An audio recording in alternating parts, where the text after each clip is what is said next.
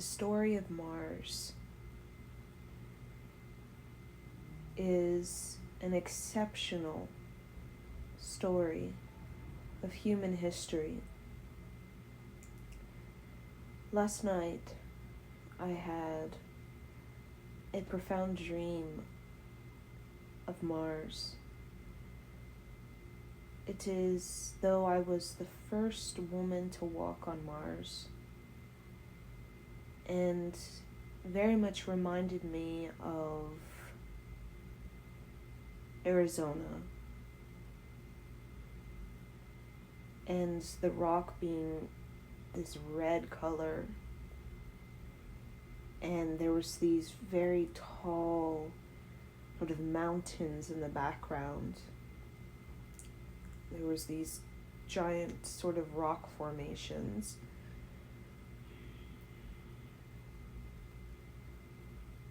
And when I was standing on Mars, and it was pretty barren, it was lifeless, I had all of these memories flood back, as though I went back in time in my memory and I started to sense life on Mars long time ago, millions of years ago.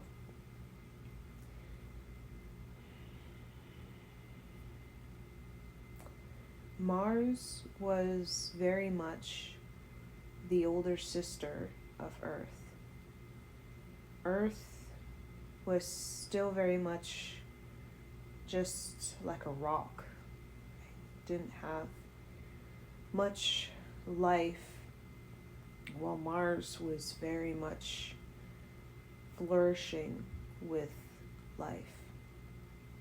Mars had continents, Mars had oceans, and Mars was not a place for humans. It was a place for a different type of extraterrestrial group. But this extraterrestrial group would become very much a part of Earth when Earth began to engineer itself, or Earth became terraformed by the influences of galactic beings. So Earth has very much a heart, very much a energy space within the solar system for the heart. And Mars has very much the creative center within this the solar system. And there is so much creation that happened on Mars, but also so much destruction, as a lot of technologies that were discovered would be used for destruction.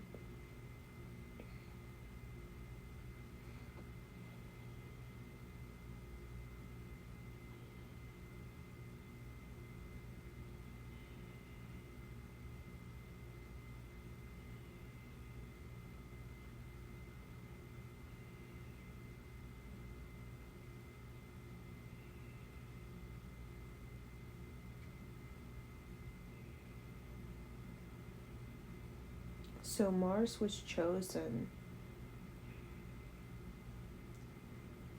by a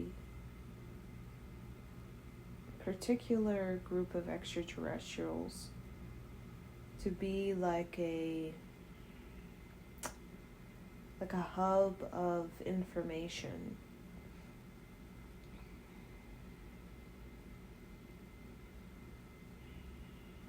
And this group was guided to Mars, the solar system, because of their wanting to store information, because their planetary system was going through a galactic war.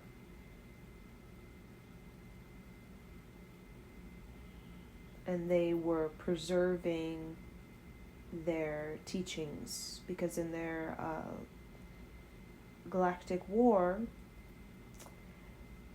it was very much like our religious crusades. There was friction among information, friction among philosophy, and there was a lot of, when we think of our ancestors coming from Europe to the US, right, during a lot of religious intolerance, a lot of religious persecution, there was a lot of trying to remove people or information that had to do with a particular philosophy, a particular way of like existing. So they came to this solar system to download their philosophy, download their part of their consciousness into Mars to safeguard it and to preserve it. Just like here, people, they hide this sacred teachings within caves, where they put the scrolls in caves or the books within caves in deep earth in order to preserve the information from getting lost during times of separation. So there was a great separation within the Orion beings, and this became the sort of first seeding of Mars, was bringing down this information, and that would basically kind of leave an energetic imprint of these Orion beings and what they were going through and what they were experiencing with their galactic war when it came to opposing philosophies.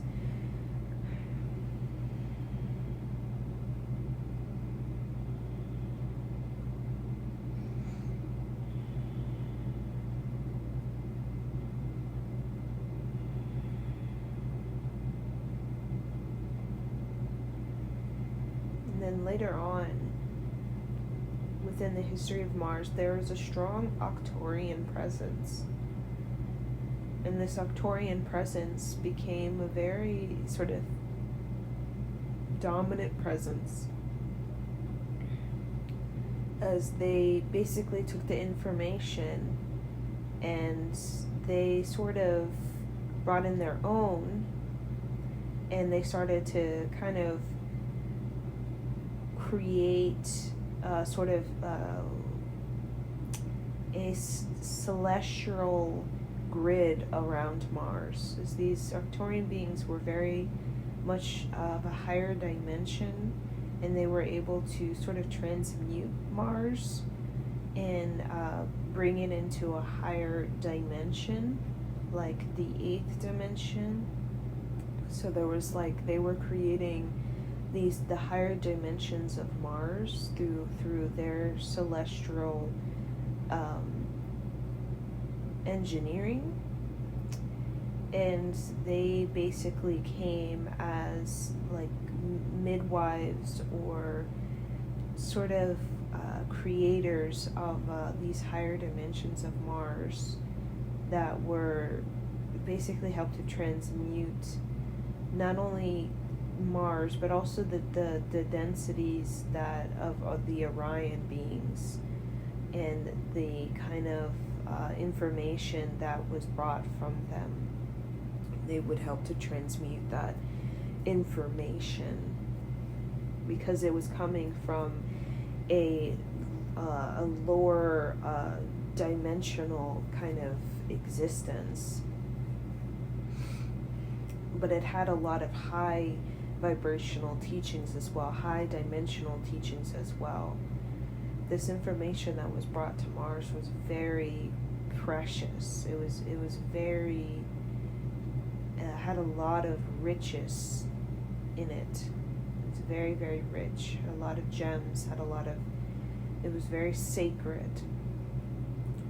Except there was also a lot of trauma associated with it because of the galactic war that was going on over between a group of Orions over this sort of philosophy of way of living. So the Arcturians, they were very much like teachers, like spiritual teachers, teachers of nature, and I feel they brought a lot of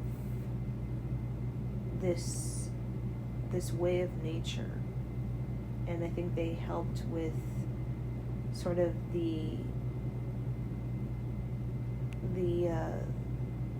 balancing of nature on Mars. And these particular Taurians, they were very almost like indigenous, right, to their planet. And their planet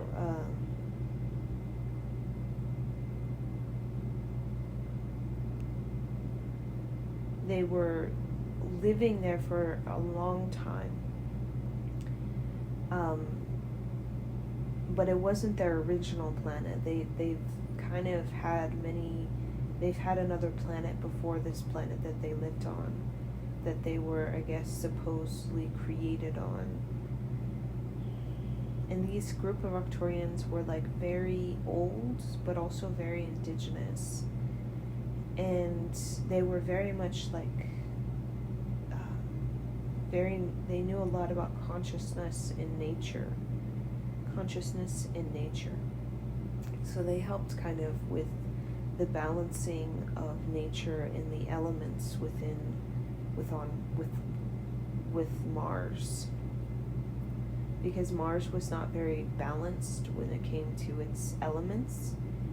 It would get very cold and then it would get very hot, like extreme sort of changes. And the Arcturians were very good at sort of balancing nature, balancing the elements. So they resided in the 8th dimension, the 8th, the 9th, and the 7th dimension, mainly just as kind of balancing of the elements. They were basically like teachers, and they kind of also worked with the Akashic record, and they were a part of like helping sort of bring in some templates to Mars, like bring in some consciousness to Mars, like more energy. They brought more energy to Mars,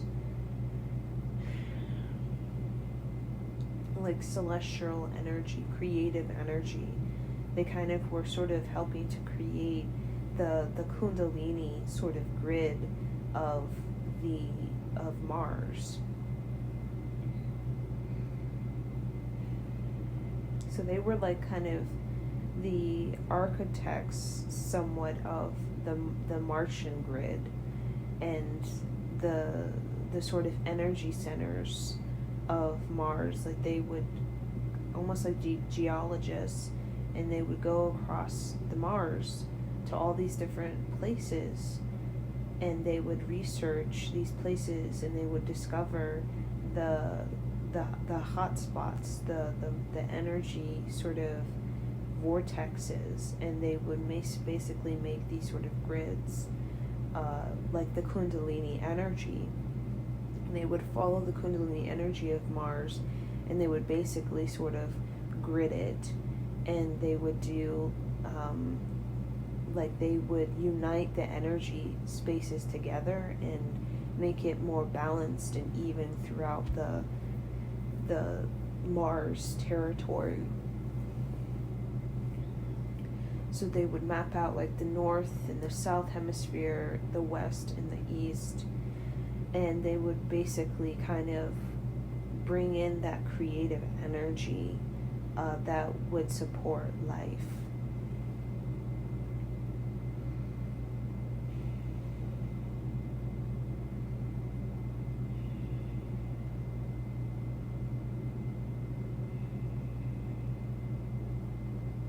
So the Arcturians were in this higher dimensional place, and through the portals and the energy, the Kundalini began to raise on Mars. It began to raise, and this is all before really there was any sort of civilizations on Mars.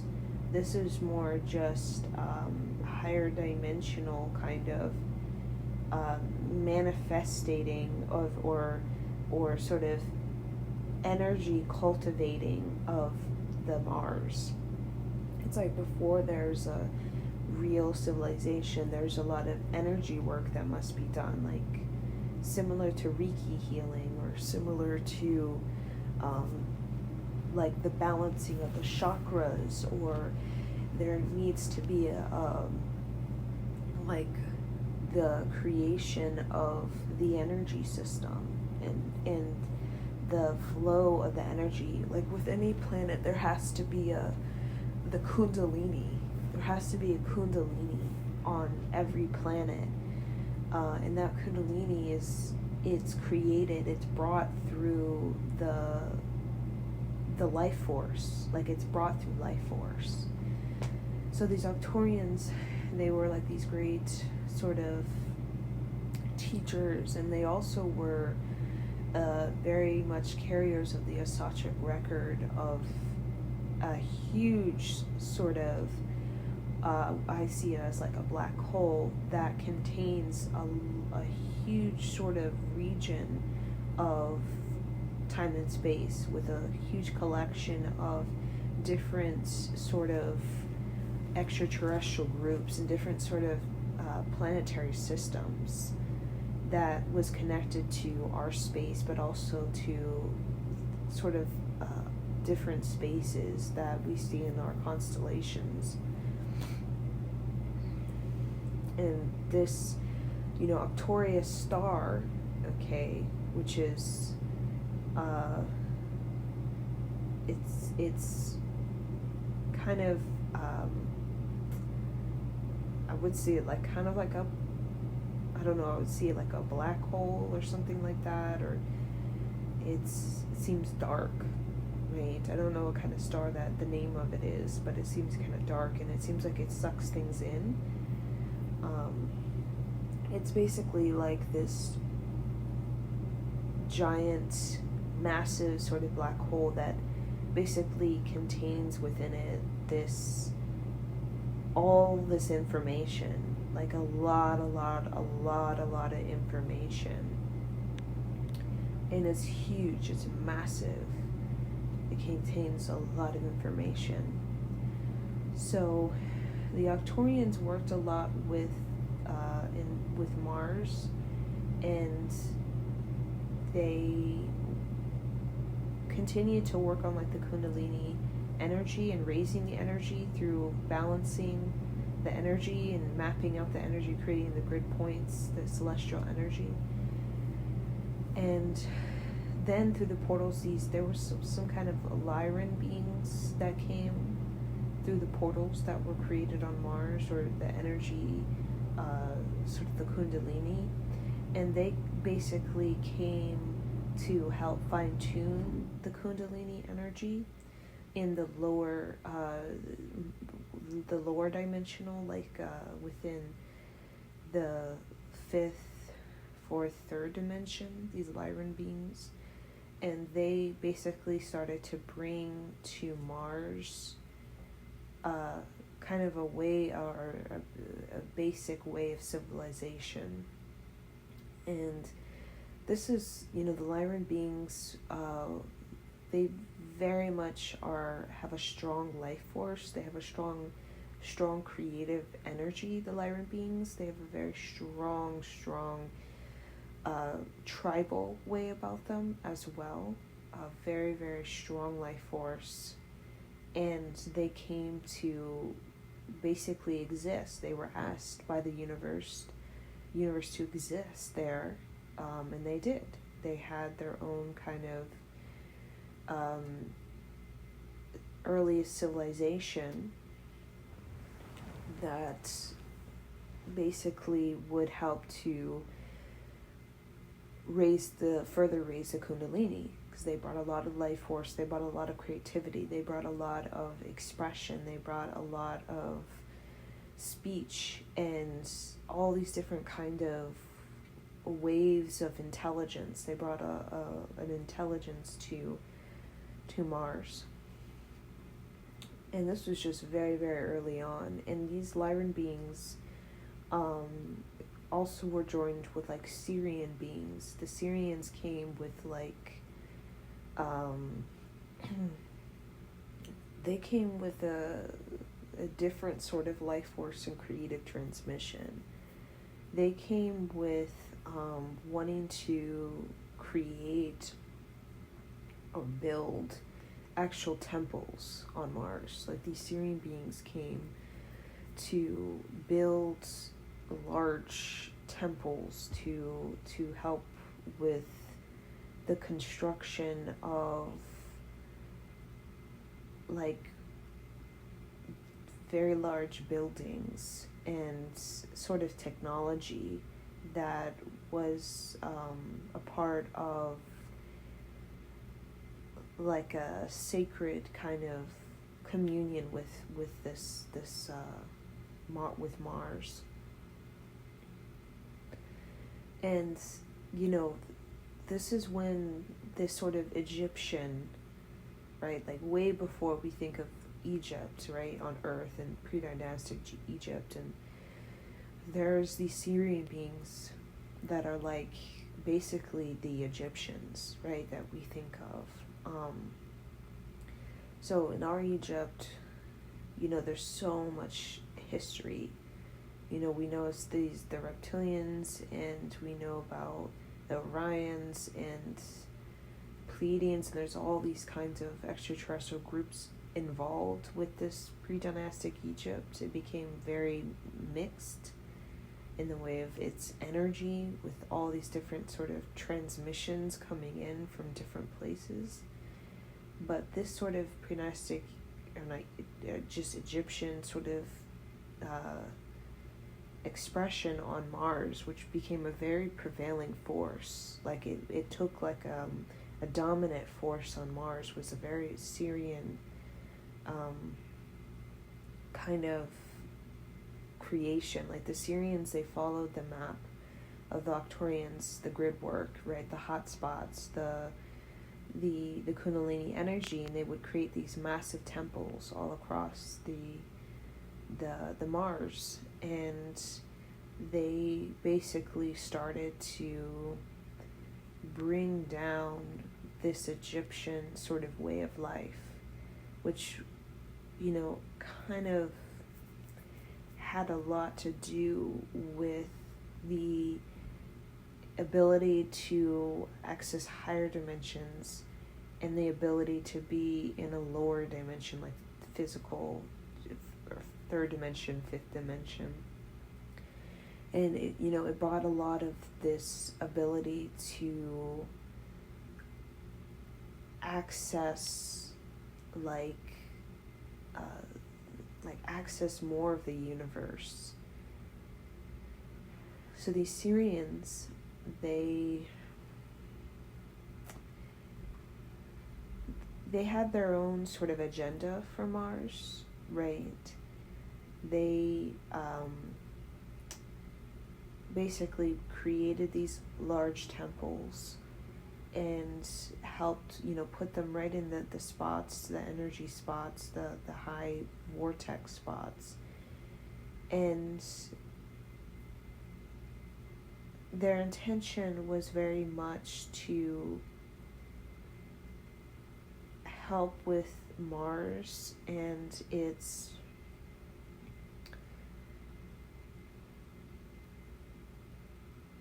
and its journey, its history, its future.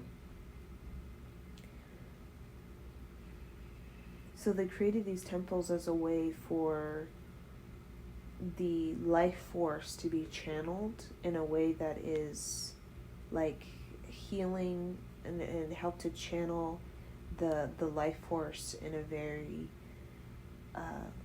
healing way, right? In a way that to transmute the densities, and to basically set up a place where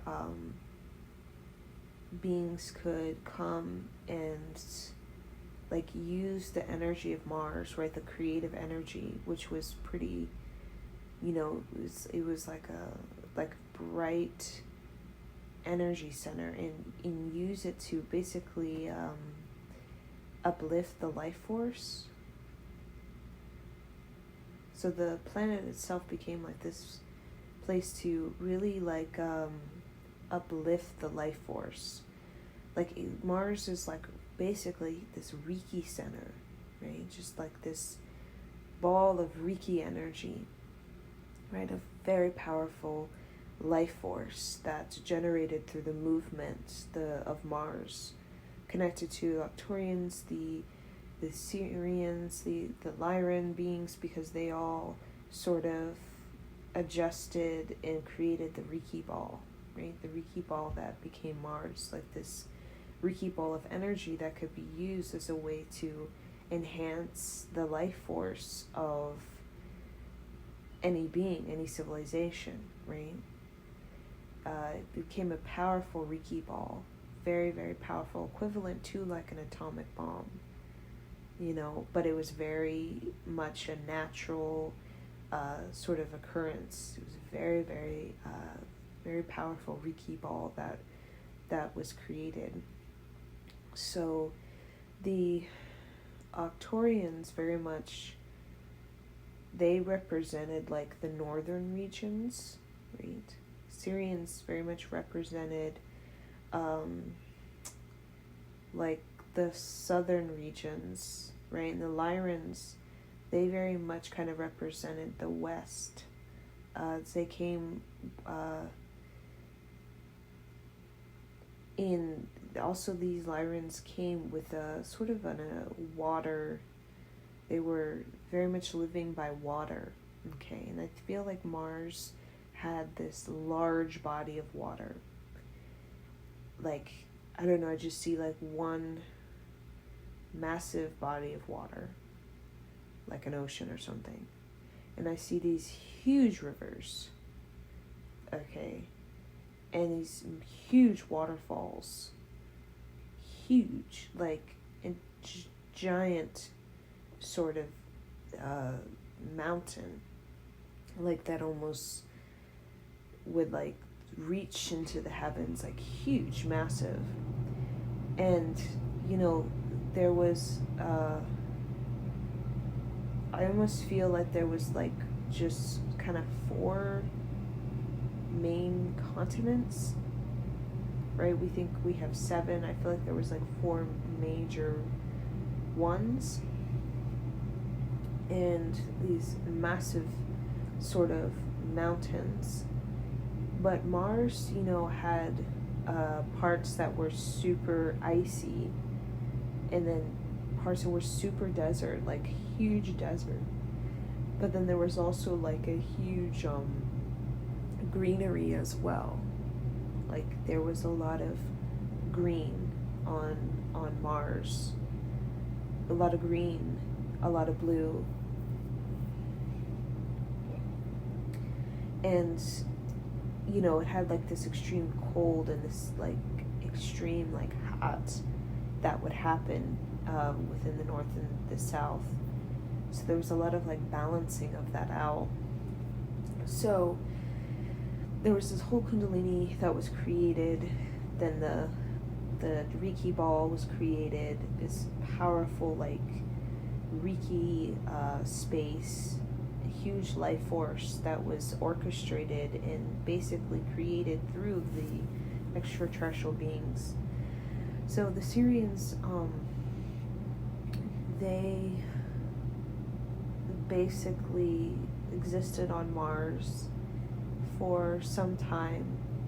This Egyptian kind of offering. It was very much, they came like the shiny ones, which is associated with Horus and Isis, and it was like this family of creators, right? Like these family of pure creators, and they just came to Mars and just would create like physical things, buildings, temples, and they would also start to bring in these stories, right, about the universe, right? Like these philosophies. They were very much like these storytellers that had like these deep philosophies in them. And the main kind of human, where we think of not a human that looks anything like us, but a sort of ancestor to us, okay, was I feel at Mars there was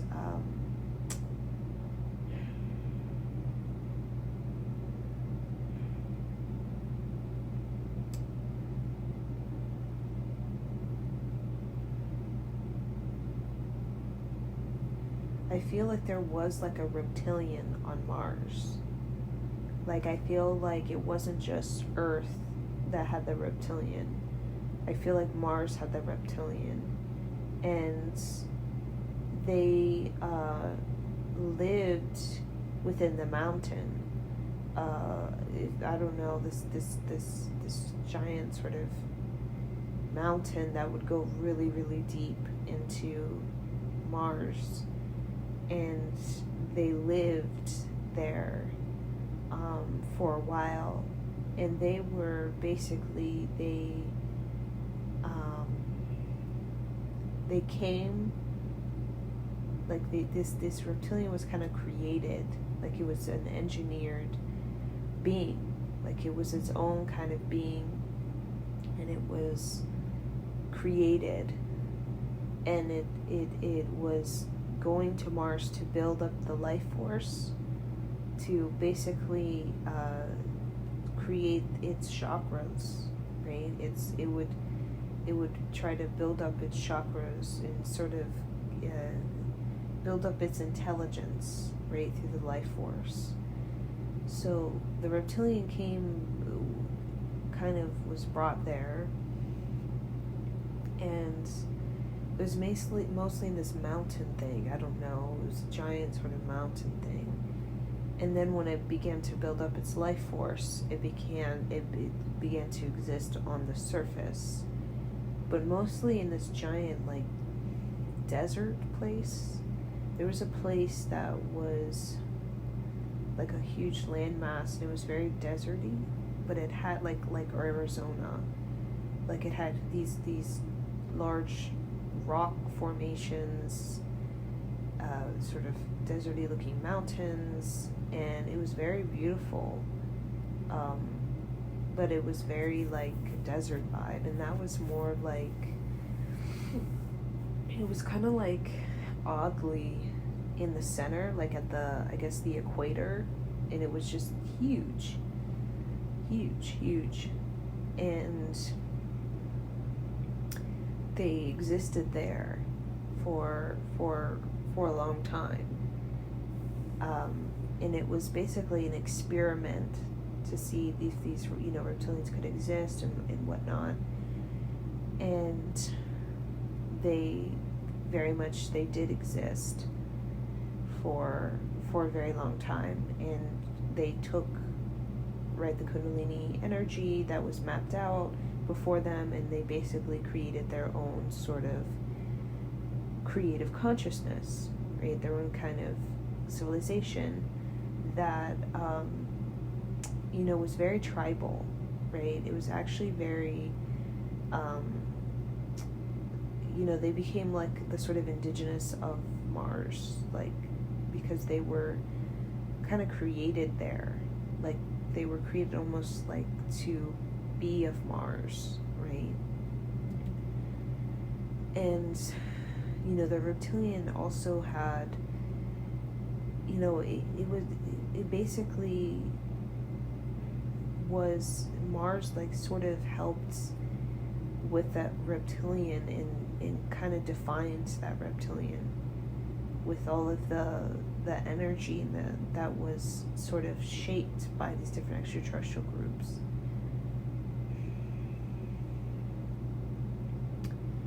And there was just a lot of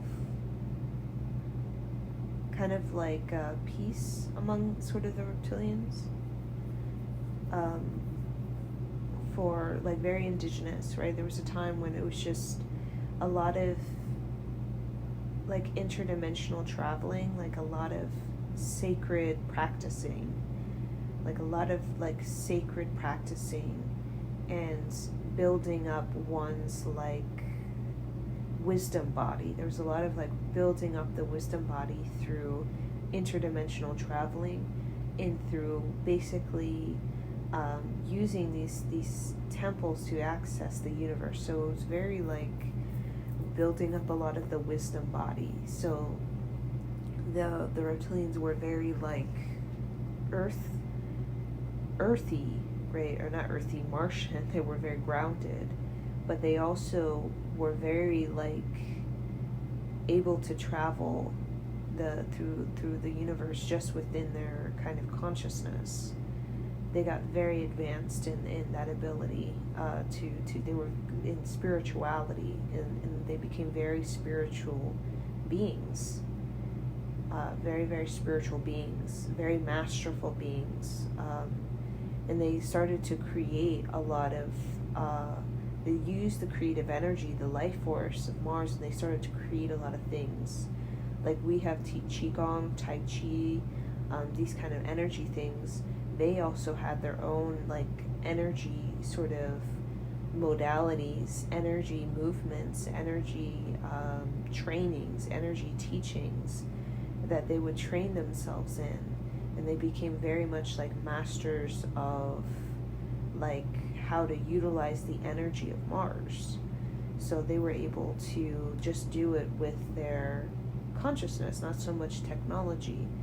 They didn't use technology to obtain this. They actually did it purely with their energy bodies, because Mars was more of a, they were mirroring what was going on with Mars, right? And Mars was basically had this wonderful like creative explosion, this creative like power, and it was all through consciousness that created it, from the Arcturians, the Ryan, the Sirian, the Lyran, and they kind of mirrored that. But then a lot of things started to change, right? After, I guess, I don't know how many thousands of years or millions of years, of who really knows, there's something dropped into Mars, right? Something dropped into Mars. Something was, I guess, came to Mars, and this is when we started to see more of like control, okay, and opposition. And this is also when we start to see huge statues, like almost like the size of a skyscraper, like because I saw that clearly in my dream. Like there used to be these giant like statues, but it all represented control. Like it became a very like controlled place. I guess when as high as you go creatively is also it attracts control, those who want to take from the creative energy, right? Who are takers. So I don't know this extraterrestrial group, but it brought with it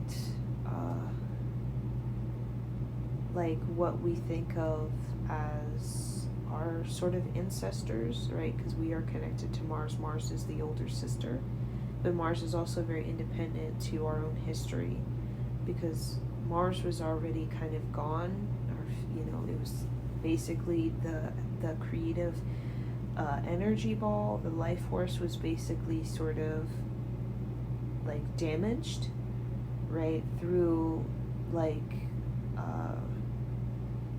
just the destruction, right? So Earth was even like maybe in dinosaur phase when this was kind of happening, right?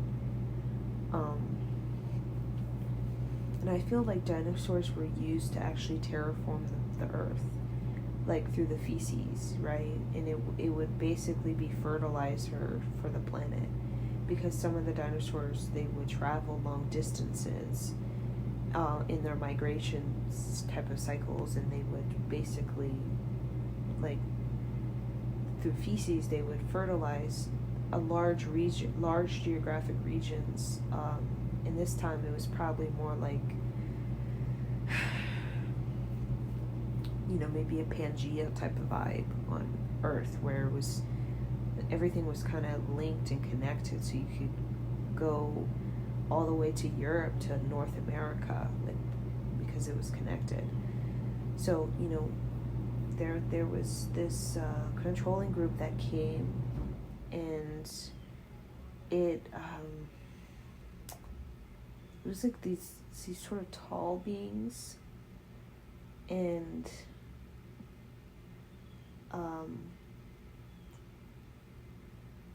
they sort of invited in their own philosophy, right? Their own agenda, their own kind of what they wanted to do. And they were very much like rulers, like leaders. They had a lot of kings and queens. And they came and started to create like a order or something. They were about order. They started to create more of what we think of as civilization, that has a hierarchy, that has a system where there are those who are in this group, and there's those who are in that group, and then there's those in that group, and then there's those in that group, like these types of groups of people or beings. And the reptilians were still very like indigenous, right? They were kind of just, they had an organization, but it was very different. It was not as, there wasn't much separation, right? It wasn't so like that group. They didn't have a huge like duality kind of way of existing. And these sort of group that came, they were very tall.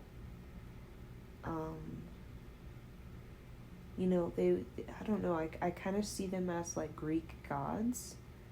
So they were associated with Atlantean culture.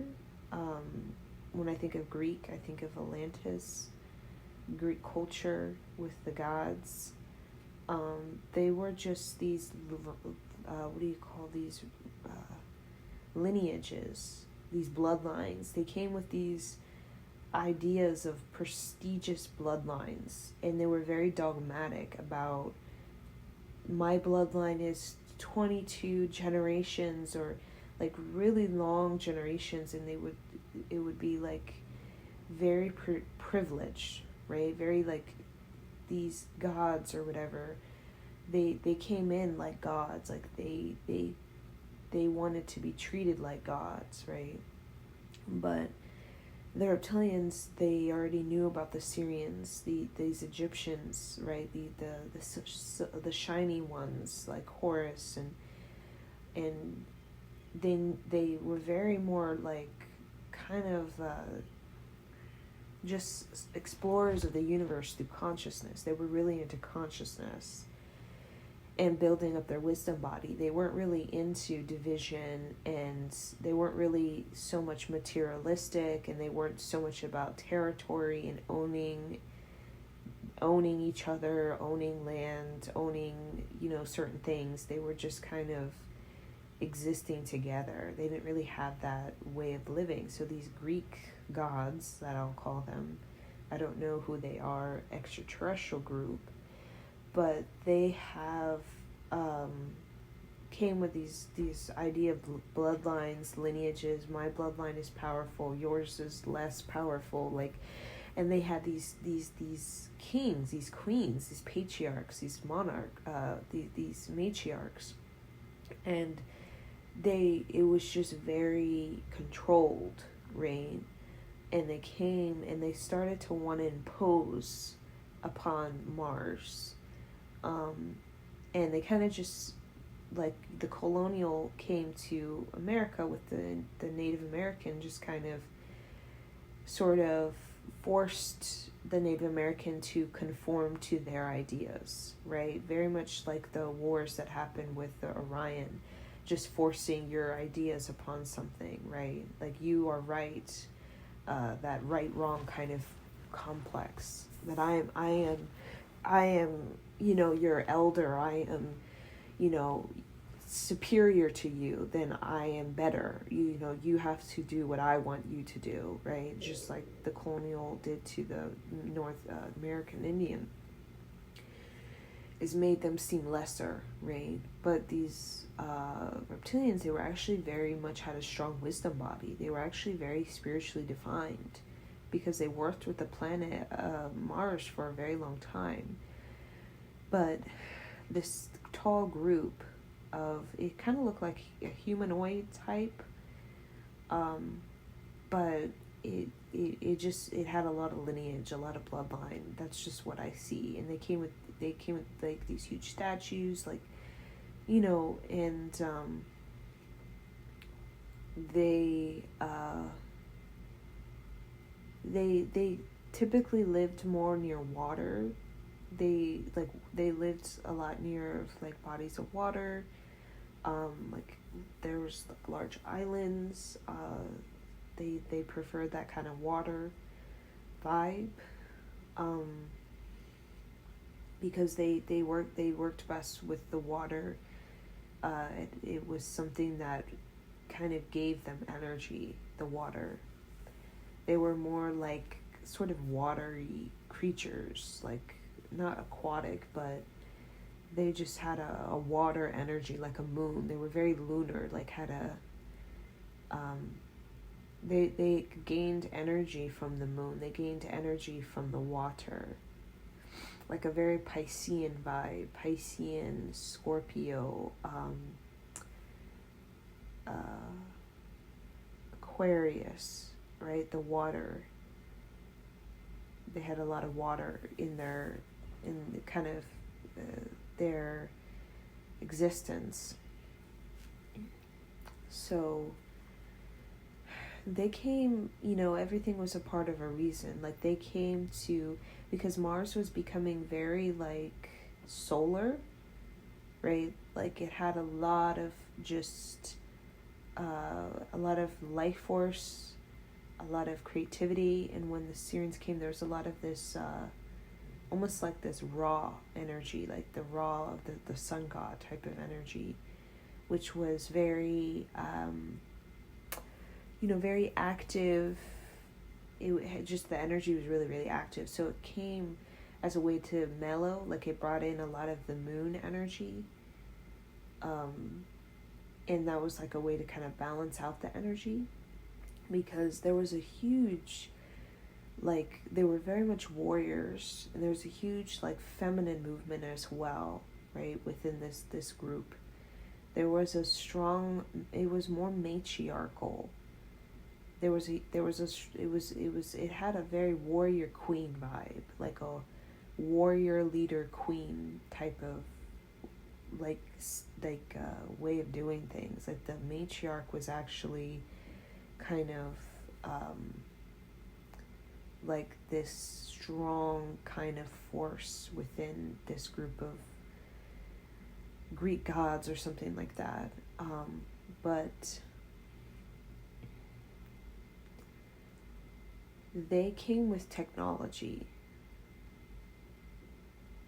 and they would start to bring technology to Mars. With the reptilians, they didn't really use technology. They didn't really care for it. They knew it existed, but they weren't traveling into other space time through spaceships. They didn't have rockets, none of that.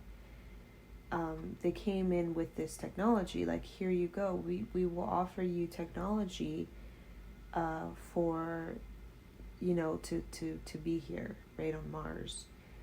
But the reptilians didn't really care for it, right? They didn't really need it. They just wanted to work on their wisdom body. They were just working on their chakras. They were working on their emotional intelligence. They were working on their minds. They just did a lot of, kind of working on self, right? Like, the trying to build up the kundalini of the body, right? The kundalini of the body and the mind. With it, they were mapping out the mind. Like, they were just mostly focused on, like, the minds, the kundalini, the body, not so much about going into other planets and stuff like that. But they came in with this technology, and kind of, they were, they were very powerful. Like, they had a strong power around them. But there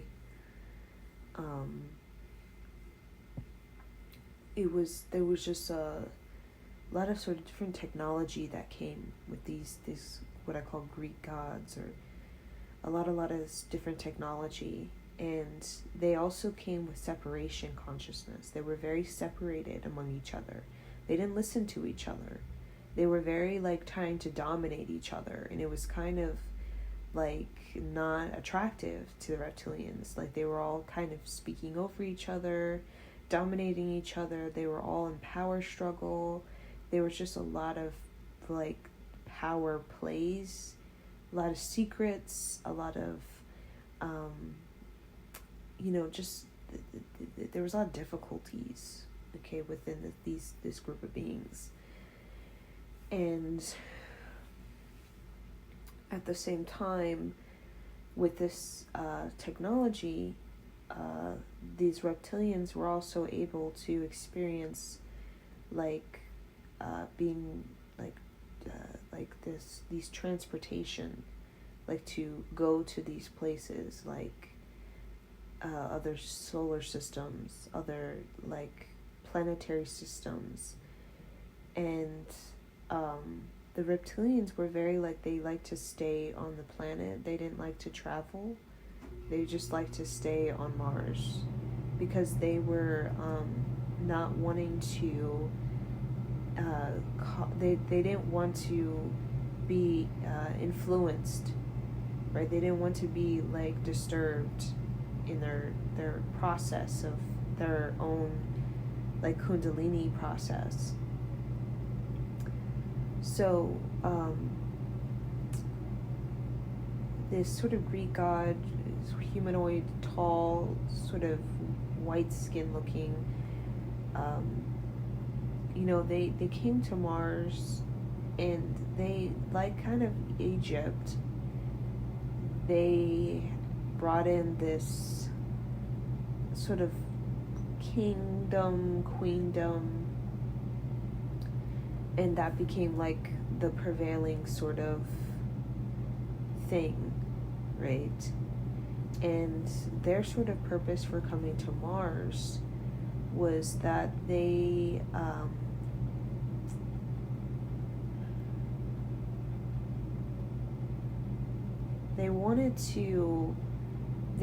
wanted to build up it was something about the Reiki energy, right? It was something about the powerful Reiki energy of Mars, the life force. And they needed something about it. They needed life force, they needed that Reiki healing, because they had a lot of damage to their nod, which is their kundalini sort of flow. They had something about damage to their kind of energy bodies. So they needed to replenish, they needed to like heal because of their technology that they were doing or using. It was actually draining and causing like maybe illness, or like it damaged their life force or something like that. So they had to replenish their life force. So that's their intention, because their life force was getting weak because they were ungrounded. Because they were so focused on their technology, and they kind of didn't really work on their energy bodies. They didn't really work on. They basically exhausted their life force. They drained it, their own life force. Their technology, which they were basically damaged their life force. So, and then there became like these wars on Mars over bloodlines, because there became these, because they were already so divided. They were already in separation consciousness. They came to Mars and they already like were fighting each other basically over. It was kind of like they had this idea that whoever is like there's these select bloodlines or lineages that are like, the best or something like that. And there was fighting over like who's the ruler, like fighting over leadership. It was like leader among leaders fighting, right? And it had a lot to do with the dogma. It was very like fixed. It was very stubborn. It was very unmovable. So, there's just a lot of,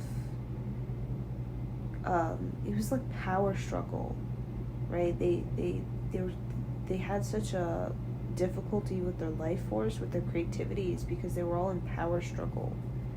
That's why their life force was really like drained, because they were all, it was almost like they all had power over each other. They all were like trying to get power over each other. They were all like kind of taking power or giving power away. There was just a lot of taking and giving power away, but not being in one's personal power, right? So they definitely were just in a lot of power stuff that was really draining on their life force, and it was damaging them as a group of beings, because they were all divided, and they were not really united. So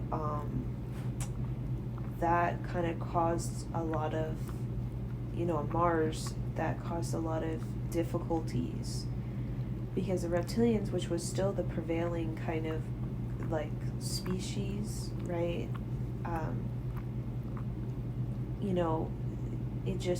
It created a lot of like, it started to drain the planet, right? It started to drain because they were like using the life force of the planet to benefactor them. Like they were like using the Reiki healing, and they were taking from it, right? In a way of like trying to like restore themselves, right? Because they somewhat were damaged from something they did on their planet, or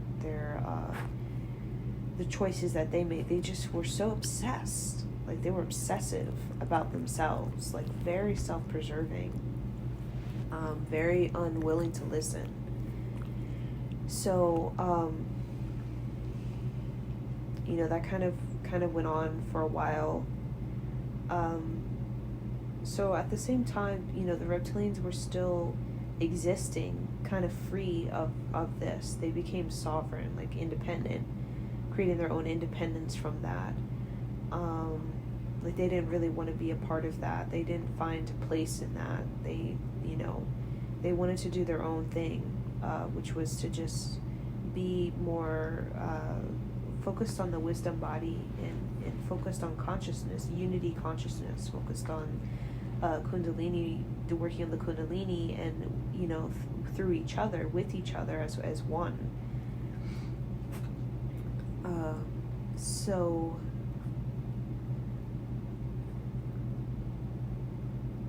So there came a time when like some of the reptilians could go to Earth. Like Earth was already like ready, right, for the reptilians to go, for some of them to go to Earth. And they went in through, like, the mountain. Like, the mountain could transport them to Earth. And many of them went to Earth because Earth was more, it was the heart, right? They wanted to experience their heart chakra now. So in Mars, they experienced more of their creative energy, their life force, and that, the solar plexus, the lower chakra development. But on Earth, they got to experience more of the heart, more about the heart resonance. So a lot of them went to Earth to do the heart activation for the reptilian, which had to do with emotionality and had to do with like oneness, in the way of companionship, intimacy. Had to do with just a heart awakening. So a lot of them went to the Earth to do that heart awakening.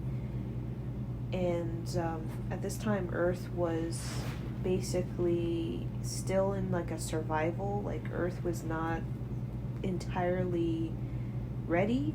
Like, it was, you might even still had dinosaurs at the time. Like, it was very just primitive. Like, meaning Earth was very, very primitive at this time.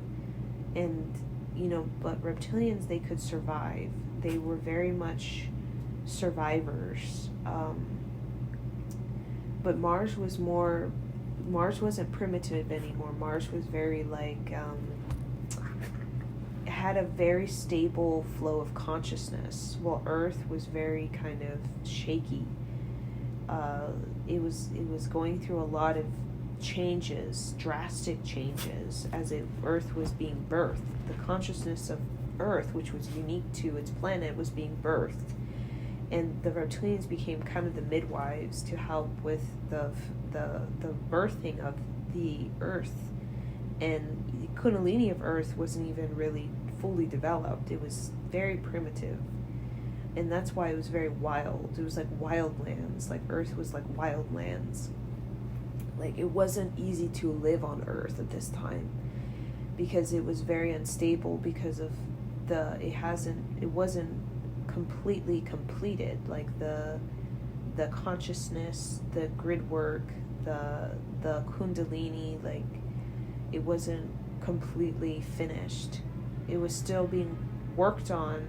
The energy, the Reiki ball, which was centered at the heart, was still being worked on by Sirius, a lot of prevailing Sirius, Pleiadians. Okay, a lot of Pleiadian influence, Arcturian,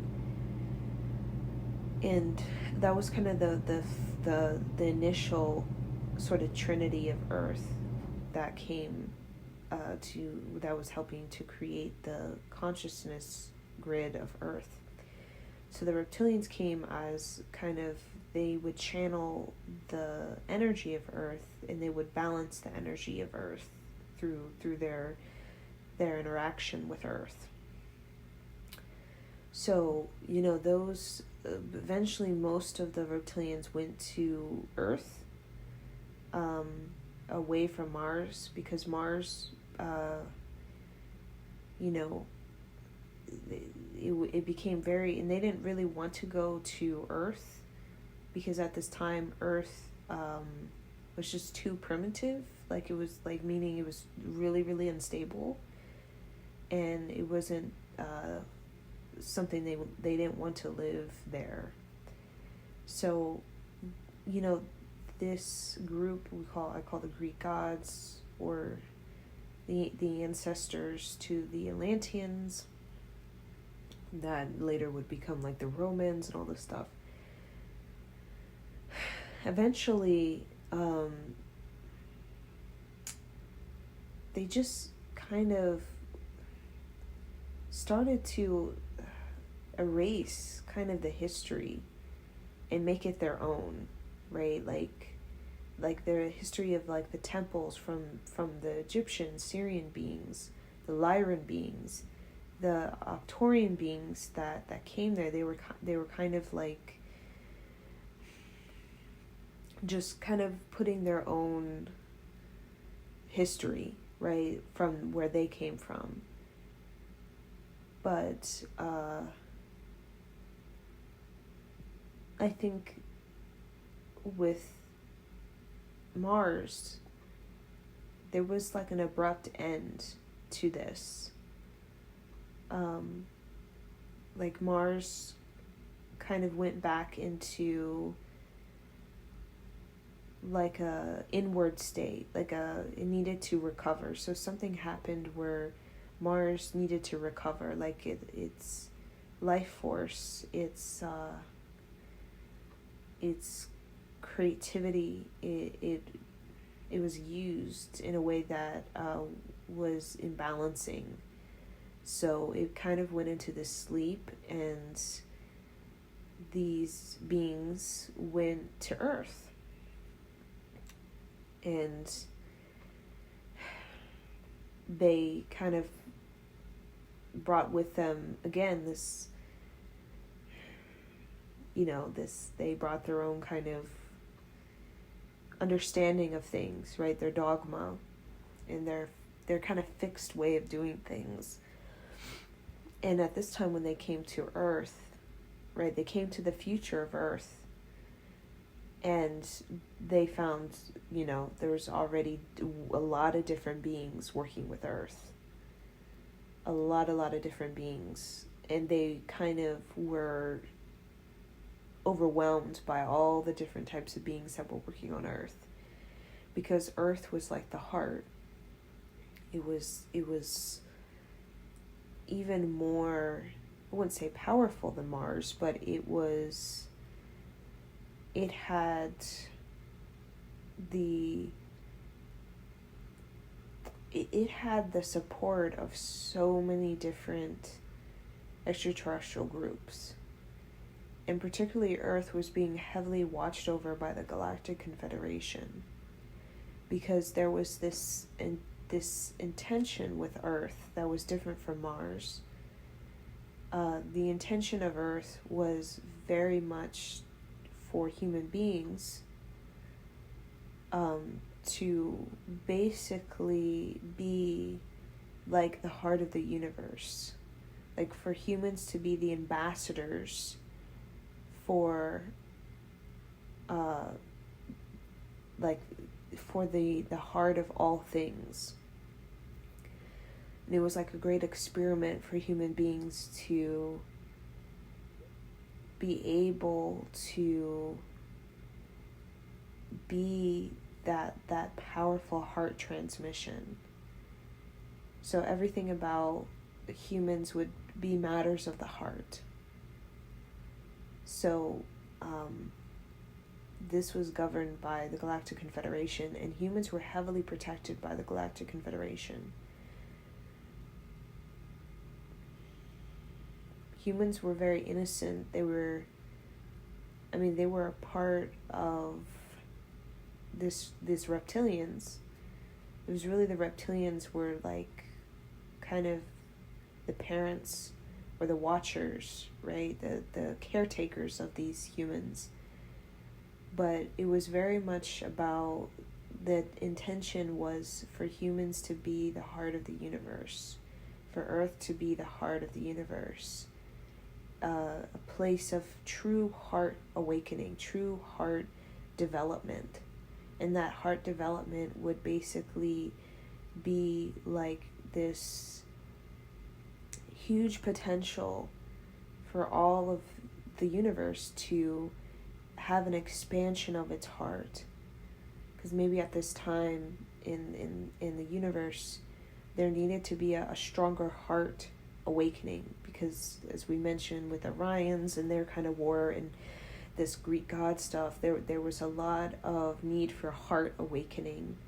So Earth would become this almost like the planet of the Holy Spirit, right? We think of the Holy Spirit, we think of Jesus, we think of Mary Magdalene, Black Madonna.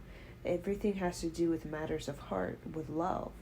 So it become this very powerful place of love, unconditional love, in heart awakening.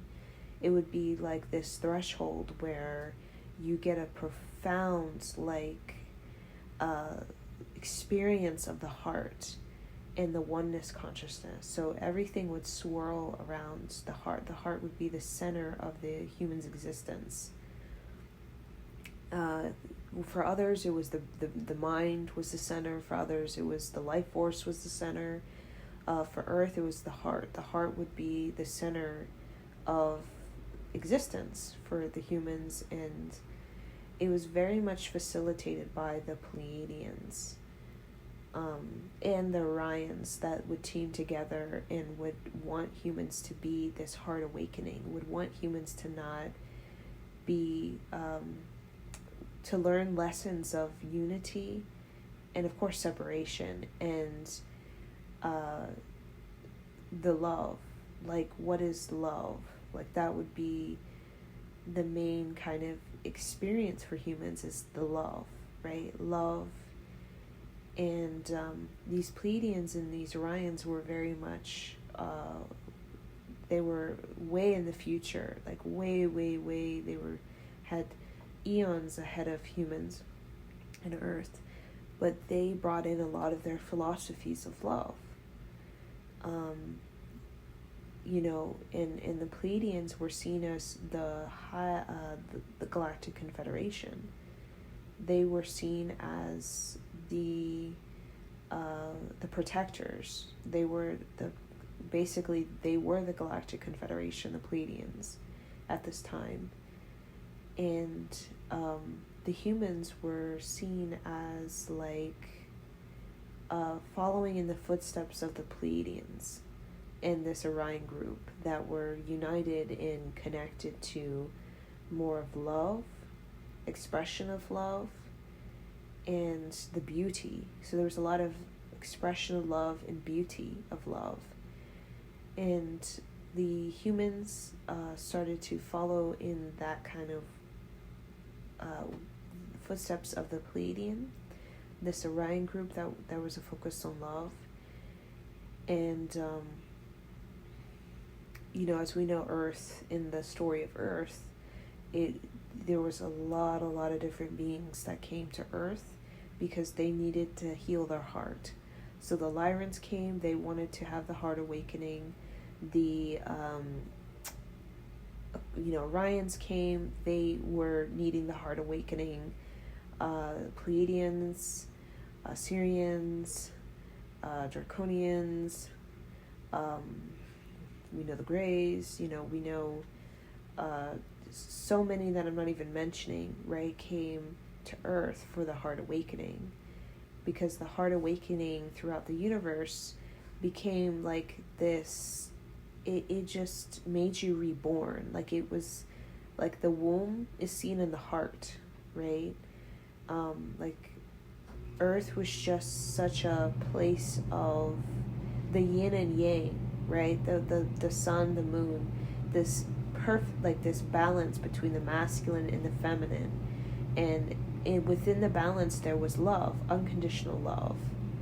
So there was just like, Earth was like this very healing place. It was like being in the presence of Jesus, right? Where you would come and you would get this teaching of love. You would get this precious teaching of love, and it would basically like restore your balance, and it would basically put you more back into a place of love, like source energy. So Earth became like this place of connecting to source energy, right? Because in all this universe there's so much like expansion, but Earth was like going back into the source energy. It was like contraction. It was like going into the heart of everything, right? Self and other. So the reptilians, they brought the indigenous and the human, they taught the humans this kind of indigenous, like from Mars, about the life force, the Reiki energy, the chakras, the intelligence, how to move the energy, because they were like masters over emotional energy, spiritual energy, and the humans basically became like this experiment of love. Like humans would possess, like Jesus, they would be like these mystical creations that would be able to have a high level of love, like a high level of love, like emotionality, spirituality. Like it was a huge level of love that they could experience because they were designed for it as an experiment from the Pleiadian Council. And they would represent the unification of all extraterrestrial groups, humans.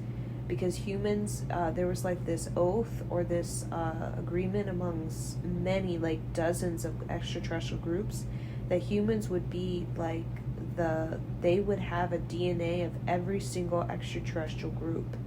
So humans would basically have in the DNA the complete DNA, the DNA of all extraterrestrial groups, every single one. So the reason why we are karmically tied to all these extraterrestrial groups, and why they can come and interact with us, and there's so many on this planet, all these ETs, is because our DNA has a DNA pattern sequence imprint from every single extraterrestrial group that we can think of, that we cannot think of. And it became this huge ceremony for the universe, really, about unification. And then humans would be like, they would be the DNA that has the whole DNA, like the source energy, the DNA that is within every DNA. So it would be like this heart awakening for the whole universe about that we're not different. We are diverse. We are different colors, species. We have different evolutionary paths, but we are all in the same DNA, right? The human had the DNA of every extraterrestrial group. And that mastery of how to create human was like a huge miracle, right? It was like the birth of Jesus Christ for the Hebrews, right? In a time of great division and confusion and great power struggle, Jesus was like the awakening of the heart. So Earth for the universe was like Jesus. It became the awakening of the heart for many groups. So when you would come to Earth, you'd feel this huge awakening of the heart, right? And it would basically put perspective back on these groups who are super into technology and all these things. It would like put it more focused on your heart, love, source energy, the Holy Spirit, authenticity, being true to yourself, being true to your heart. It was a very loving place, right? Earth is a very, very loving place. And of course, Earth has had a lot of interference. There's been a lot who've been trying to take from this love, right? Those who are, there's deception and interference. And just like I said, these Martian beings, like Greek gods, came, right, in Atlantean times. And they brought their own control. Like, they weren't about love. They weren't about heart. They were about power struggle, and they interfered, right? But a lot of these groups were rebuked from the Galactic Confederation, from the Pleiadian Council. They were rebuked, such as the Anunnaki. They had to leave. They were removed. They couldn't stay because they were interfering with the experiment from the Galactic Confederation that involved humans, and not humans as slaves, but humans as like liberators of the heart, right? And there were all these teachers that came. The Hebrews, they came about teaching of the heart. The silver ones, we know as Horus, Isis came, teachings of the heart. Like, all these beings came to help humans to basically download into the human body the teaching of the understanding of love. So all these philosophies of all these different beings converged within the human heart. The human heart became like the student of multiple philosophies of love, multiple beings, and human would be like the space holder for many different understandings of love, and the history of love, and the wisdom of love from multiple different types of beings. So human actually has a very strong, like, spiritual enlightenment within its heart center, because of all of this support that has been given to Earth from different beings who really were in support of this agenda or experiment to create a huge heart awakening across the universe through the Earth channel. Because every planet is like a channel, and Earth became a very powerful channel, like a like a radio or a TV channel, right? That of heart awakening that would affect so many different types of beings through time and space.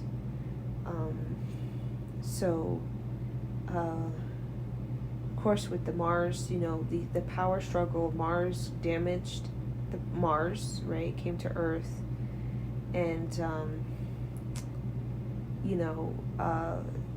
except Earth was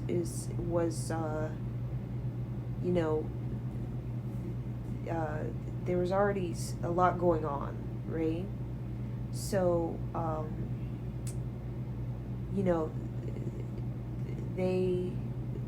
these sort of Atlanteans, they went across Earth to have their initiations, right? But then, the progressions of Earth kind of went in a new direction, right? It shifted, went into a new direction. And the Heart Awakening actually helped these Atlanteans, these Martian, Atlantean, Greek god type of Greeks, I call, right?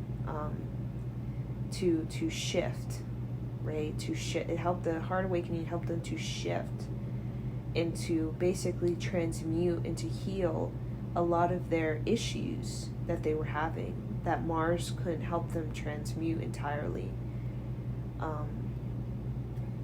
But Earth was helping because of the Great Heart Awakening. So, and then we think of the polarity of that, right, was the rebelling against the heart, right? There were those beings who were rebelling against the Heart Awakening, and they were trying to stop the Heart Awakening, right? They were rebelling, and that became the sort of rebels we call the Luciferian groups, right, that were rebelling against the love and the Heart Awakening, and then they went into their own kind of, we call underground, right, or underworld or something like that, right, where it was a place that love was not as apparent, but it was also like an energy-less place, right? It was a dense place, right? And it became low vibrational. And, as we know, it became very powerful in certain periods of Earth, like very powerful underworld, where a lot of the shadow would form when people would split from love, right? It's like splitting the shadow from a tree, right? The tree is the life force. The shadow is just shadow, right? And it's like splitting it, right? You split, the light from the dark, and you make it two separate things, and you create a huge rift between the two things, when really they're just one thing. The shadow is connected to the tree, right? It is the shadow is from the tree, and the sun from the light, right? So that the rebels split their basically love from their body, okay, just detaching, disjointing, and then they put in the underworld, and it became energyless, and it became a very negative, low vibration, became very imbalanced, it became very dense because of all of the sadness the repressed sadness and all of that unresolved emotional issues just became like a dump yard, like subconscious dump yard for a lot of emotional unresolved issues that would just continue to exist, but in this, place, this underworld place that became like a hell place, which is like a real place. So that also happened on Earth that we are aware of, right? Which was kind of the, when there's immense amount of love, there can also be the polarity, which is immense amount of sort of anti-love, right? We think of hate, and that's been the life lesson of human is returning back to love. It's the main lesson of Earth, is like unconditional love, right? For your in the underworld, and we think of the higher vibrational world because the underworld became a huge place on this Earth. Like it became a very popular place, and it just had to do with a lot of the unresolved emotions, right? And that's why it's chaotic, because it's just chaotic emotions, right? That are unresolved, that are not worked through, that are not transmuted. So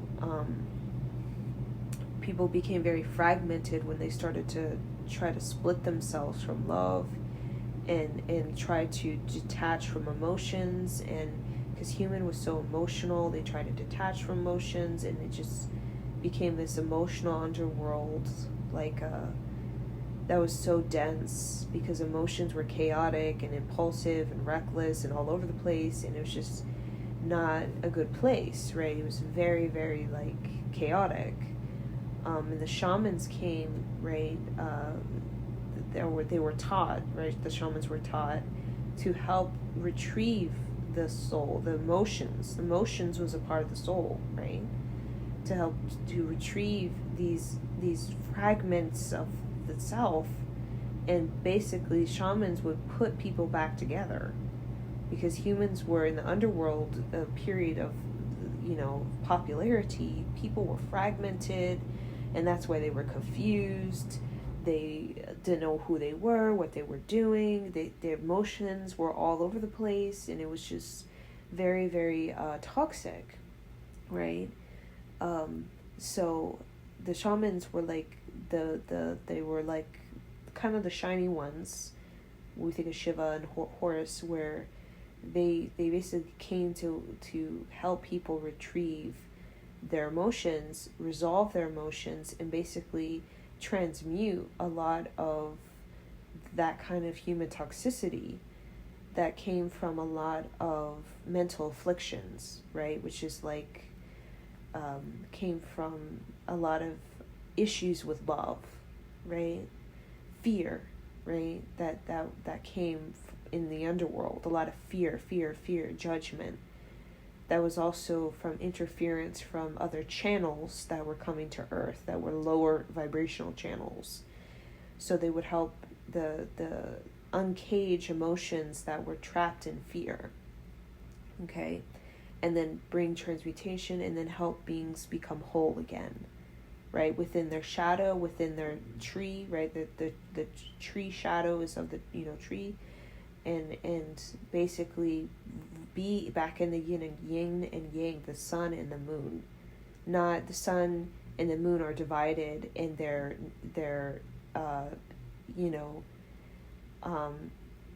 they're not existing together, right? But bringing the sun and the moon together instead of apart, right?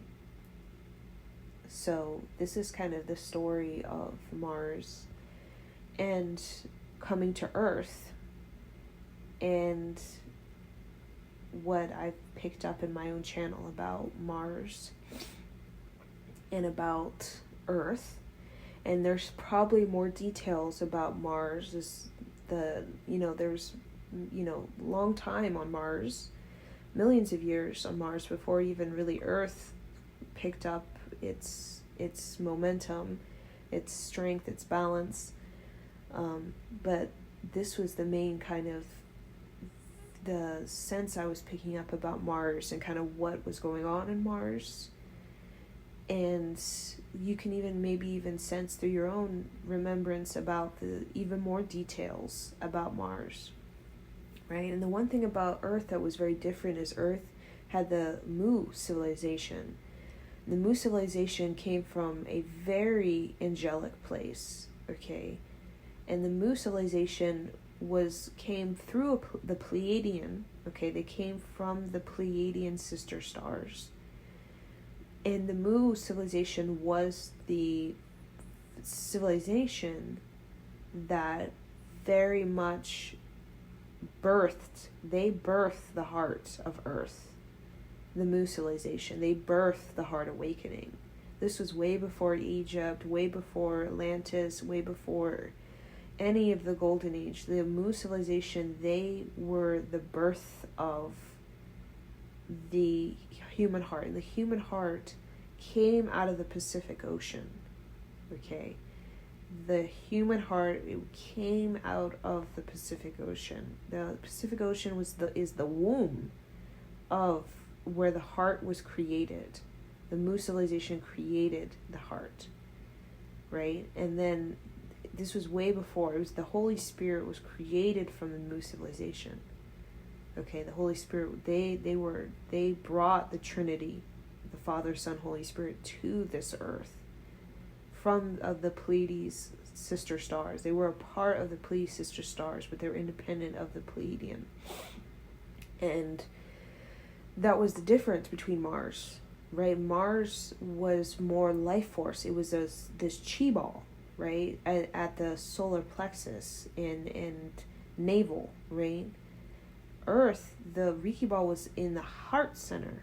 It was a pink ball, right? It was this unconditional love. It was very different from the Mars. And the whole integration of Mars was very, very different process.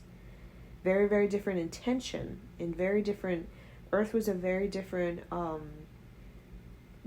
place, right? It was not the same. Even though neighbors, it was not the same. Earth was created for a heart awakening. Mars was created for the Kundalini raising, for the Kundalini activation, right? Mars was for the Kundalini activation. Very different intention. Very, very different process, evolutionary type of map for the soul and the soul's journey. So,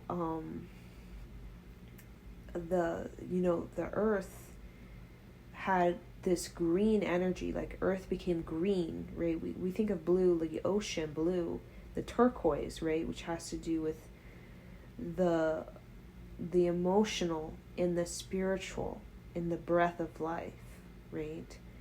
And the green of the heart, right? We think of the Mu civilization. They lived in nature with green, the green and the blue, the green and the blues. That's what they worked with, the heart and the throat. Through singing, chanting, earth was a place to soothe yourself. It was a place of the throat and the heart, right? While, Mars at times, especially the deserty, it had a lot of green, it had a lot of blue, but it also had a lot of the desert. When we think of a lot of the Kundalini, right? A lot of the fire of the Kundalini as well, and then also a lot of the extremes within the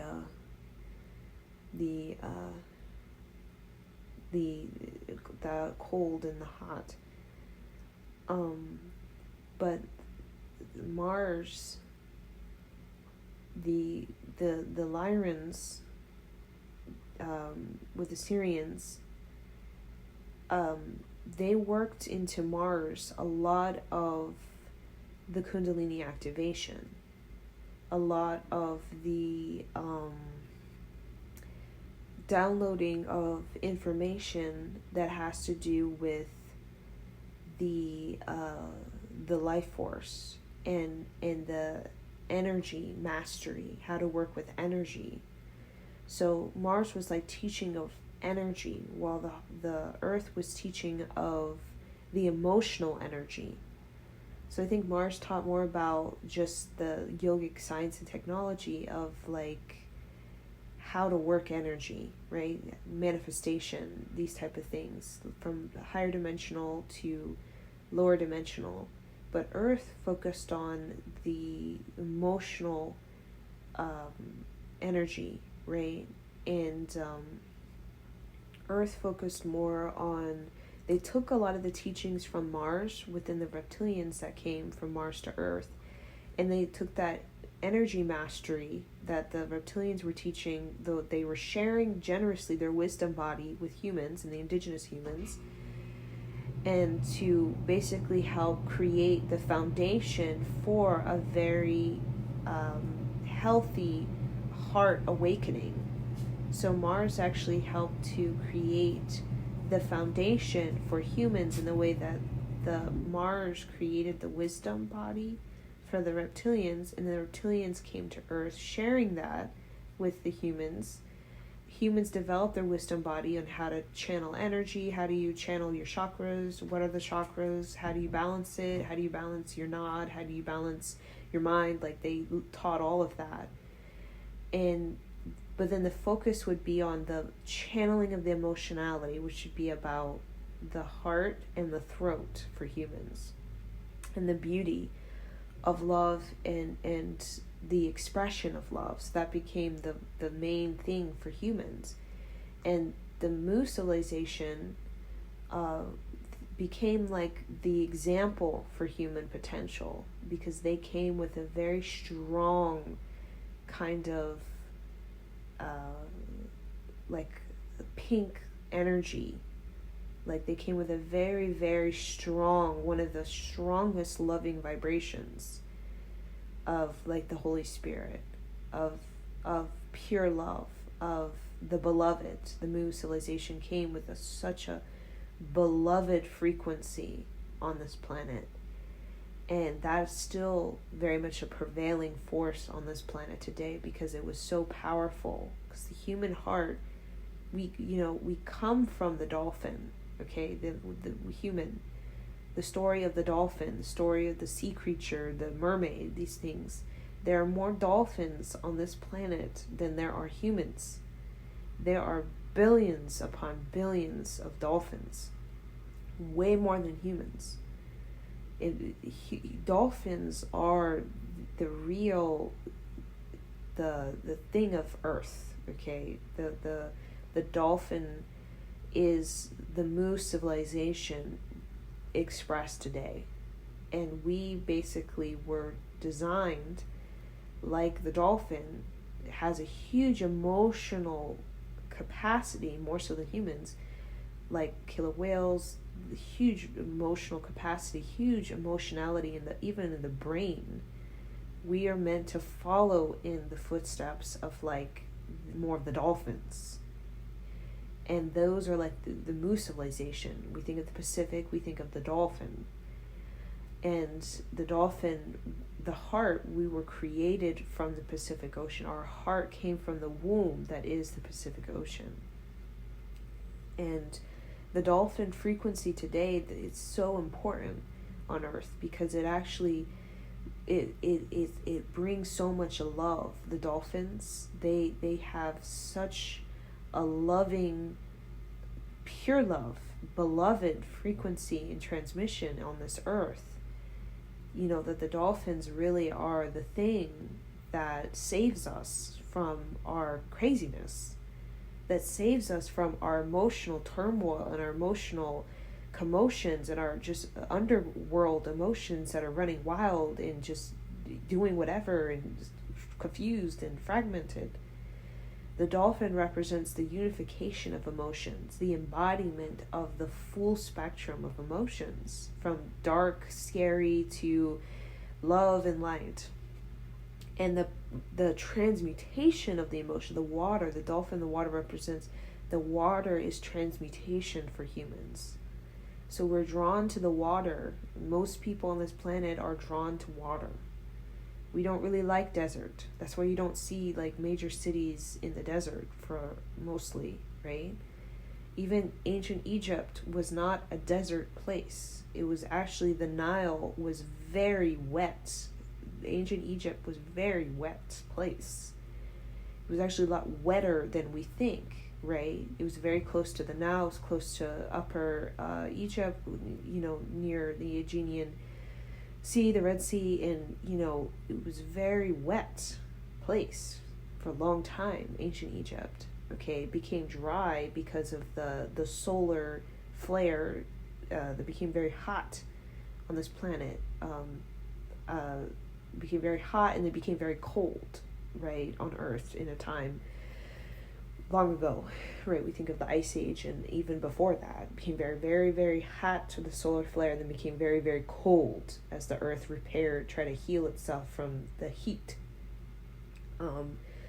So, we're drawn to the water because we're drawn to the spirit of the dolphin, right? The dolphin is pure innocence, pure love, right? And even the dolphin, in slavery, which there are dolphins in slavery, it's like stripping them of their love when you steal them and take them away from their family and force them to do slave labor for amusement of other people. These dolphins become their heart becomes broken. They become fragmented like a lost soul. That's like us and what we've done to each other, right? We've fragmented each other when we think that we can control and do whatever we want to whoever we want for our own gain or self-preserving. We damage ourselves, right? Like the dolphins, damage. But the thing about the dolphins is they can easily return back to their true nature of pure love, given the chance, given rehabilitation and healing, right? And the same thing goes with us humans. We have put each other as slaves for our own amusement.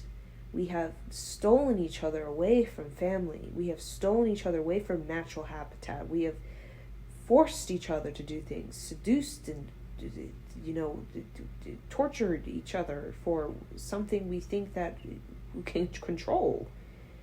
And, the dolphin represents like us going back to the water to purify, to cleanse, to heal ourselves of all of that underworld type of emotional fragmenting and, chaos and that kind of thing.